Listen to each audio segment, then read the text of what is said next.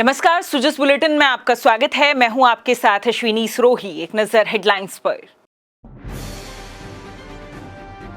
राज्य सरकार प्रदेश में एमएसपी पर बाजरे की खरीद पर करेगी विचार। मुख्यमंत्री ने कहा, किसानों को लाभान्वित करने का होगा पूरा प्रयास। कारगिल विजय दिवस पर मुख्यमंत्री ने वीर शहीदों को अर्पित की श्रद्धांजलि। कहा, हमारे शूरवीरों की बहादुरी और अदम्य साहस अतुलनीय है। विकासोन्मुख बजट 2024-25 के लिए प्रदेश भर से आए प्रतिनिधिमंडलों ने जताया मुख्यमंत्री का आभार। मुख्यमंत्री ने कहा, प्रदेश के सर्वांगीण विकास के लिए सरकार प्रतिबद्ध।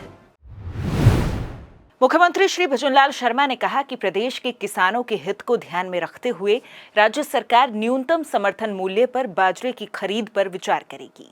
मुख्यमंत्री ने आज विधानसभा में प्रश्नकाल के दौरान बाजरे की खरीद पर पूछे गए प्रश्न पर स्पष्ट करते हुए कहा कि राज्य सरकार ने इस संबंध में केंद्र सरकार को पत्र लिखा है। उन्होंने कहा कि हमारी सरकार जो कहती है वो करके दिखाती है। वर्तमान सरकार के गठन के बाद बाजरे की पहली फसल आएगी। हम किसानों को लाभान्वित करने का पूरा प्रयास करेंगे।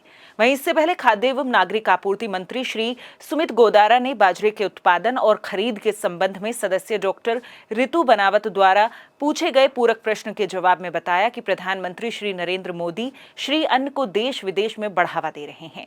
मुख्यमंत्री श्री भजनलाल शर्मा के नेतृत्व में राज्य सरकार भी श्री अन्न को प्रोत्साहन देने के लिए प्रतिबद्ध है। प्रश्न पूछा कि बाजरे की खरीद कितने की। मैं पूछना चाहता हूं कि बाजरे की फसल अभी आने वाली है। सरकार के बाद शायद ये पहली फसल होगी, सरकार बनने के बाद। लेकिन इस बात का भी विचार करना चाहिए कि 5 साल के अंदर हमने उस पर कितना खरीदारी की। पहले मंत्री जी का पूरा जवाब आप सुनिए कि मंत्री जी कह रहे हैं कि हमने आगामी बाजरे की फसल के लिए केंद्र सरकार को हमने पत्र भी लिखा है। मंत्री जी का जवाब पूरी स्पष्टता के साथ था। हमने सुना है, हमारी सरकार जो कुछ कहेगी वो करके दिखाएगी, ये हम विश्वास दिलाते हैं। हम राजस्थान की जनता के बीच में अगर हमारे किसी भी जनप्रतिनिधि ने जनता के आश्वासन में एक शब्द भी निकाला है, हम आपको विश्वास दिलाते हैं उस शब्द का जवाब भी हम देंगे। और मैं यही कहना चाहता हूं कि हमारे मंत्री जी का जो जवाब है वो स्पष्टतापूर्ण है कि हमारी सरकार निश्चित रूप से विचार करेगी और हमारे राजस्थान के किसान को बाजरे के लिए लाभ भी देगी। माननीय सदस्य के जो विषय है, गंभीर विषय है, उन किसानों के लिए जो जागरूकता जो विषय किसानों को लाभ मिले, और इसके लिए जो योजना का आपने विषय पूछा कि माननीय प्रधानमंत्री जी ने श्री अन्न के लिए हमेशा प्रोत्साहित करने का पूरे भारत में और पूरे विश्व में भारत के प्रधानमंत्री की प्रशंसा हर जगह हुई है, माननीय मोदी जी की। अब ये बात राजस्थान में ये सत्य है कि पिछले लंबे अरसे से राजस्थान में बाजरे की खरीदें नहीं की गई है, और आने वाले समय में हमारी सरकार जिस तरह हमने किसानों के लिए काम किया, जिस तरह माननीय मुख्यमंत्री जी ने सरकार बनते ही किसानों को बोनस गेहूं में दिया 125 रुपए क्विंटल, और जिस तरह किसान सम्मान निधि के तहत 650 करोड़ रुपए दिए गए, मुझे विश्वास है आने वाले समय में, क्योंकि आचार संहिता के आने वाले समय में जरूर इस बिंदु पर सरकार गहनता से विचार कर किसानों को राहत अवश्य प्रदान करेगी। मुख्यमंत्री श्री भजनलाल शर्मा ने आज अमर जवान ज्योति शहीद स्मारक पर आयोजित कारगिल विजय दिवस रजत जयंती समारोह में देश के लिए अपने प्राणों की आहुति देने वाले जाबाज सैनिकों को पुष्प चक्र अर्पित कर श्रद्धांजलि दी।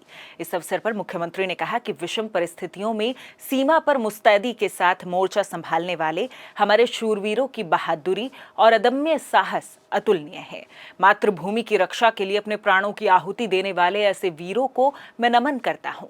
श्री शर्मा ने कहा कि कारगिल के युद्ध में शहीद होने वाले राजस्थान के वीर सपूतों की वीरांगनाओं को भी मैं प्रणाम करता हूं, जिन्होंने देश के लिए समर्पण की भावना दिखाते हुए सर्वोच्च त्याग की मिसाल पेश की है।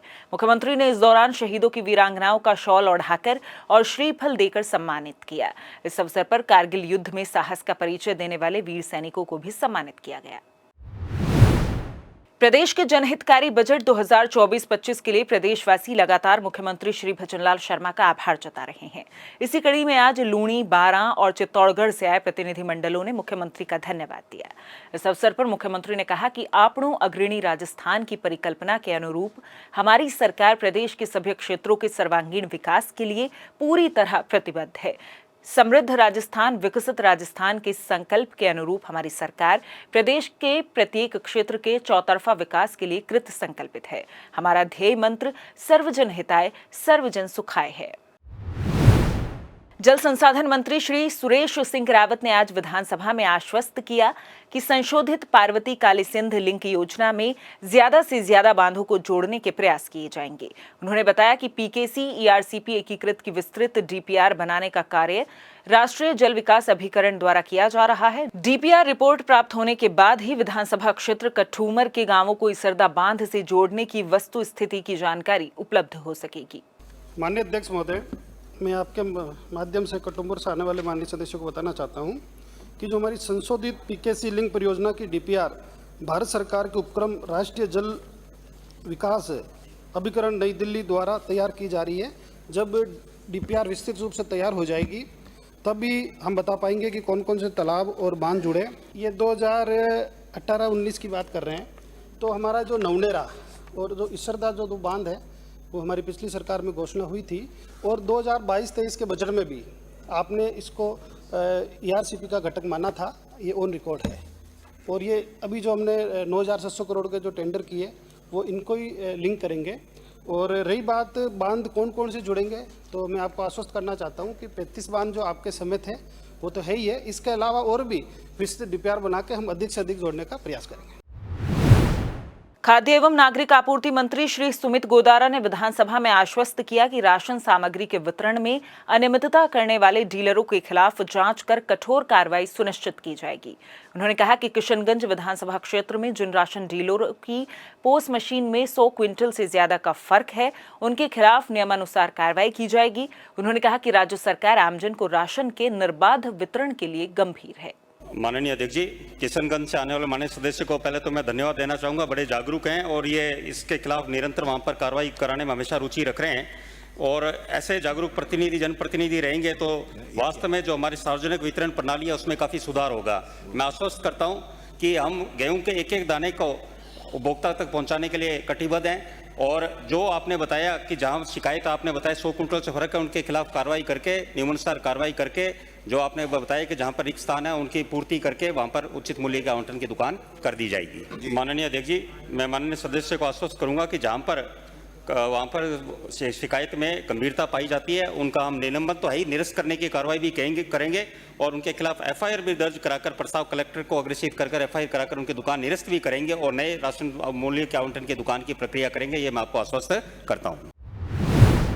वहीं पर्यावरण राज्य मंत्री श्री संजय शर्मा ने विधानसभा में प्रदेश में स्थापित उद्योगों द्वारा प्रदूषण नियंत्रण के समुचित उपाय करना सुनिश्चित करने के लिए 3 सदस्यीय समिति का गठन करने की घोषणा की।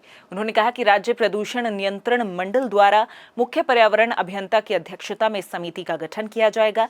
श्री शर्मा ने कहा कि औद्योगिक इकाइयों द्वारा प्रदूषण रोकने के लिए निर्धारित नियमों की पालना नहीं करना चिंता का विषय है। माननीय अध्यक्ष महोदय, मसूदा से आने वाले माननीय सदस्य ने जो उद्योगों में प्रदूषण को रोकथाम को लेकर के जो उनके द्वारा प्रिकॉशंस बढ़ते जा रहे हैं उसको लेकर चिंता भी व्यक्त करी है और फैल रहे उद्योगों के द्वारा फैल रहे प्रदूषण के लिए भी चिंता व्यक्त करी है। और जैसा कि मैंने पहले बताया कि इसी विधानसभा में कपासन से आने वाले माननीय सदस्य और राजसमंद से आने वाले सदस्य ने भी इस प्रकार की चिंता व्यक्त की थी। तो मैं आज इस सदन में घोषणा करता हूं कि राज्य प्रदूषण नियंत्रण मंडल द्वारा मुख्य पर्यावरण अभियंता की अध्यक्षता में एक 3 सदस्यीय समिति का गठन करने की मैं घोषणा करता हूं।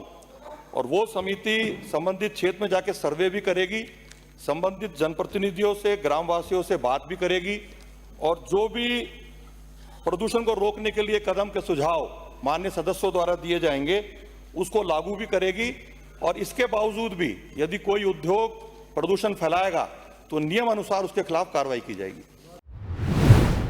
सुजिस बुलेटिन में फिलहाल इतना ही, फिर होगी आपसे मुलाकात। तब तक के लिए नमस्कार।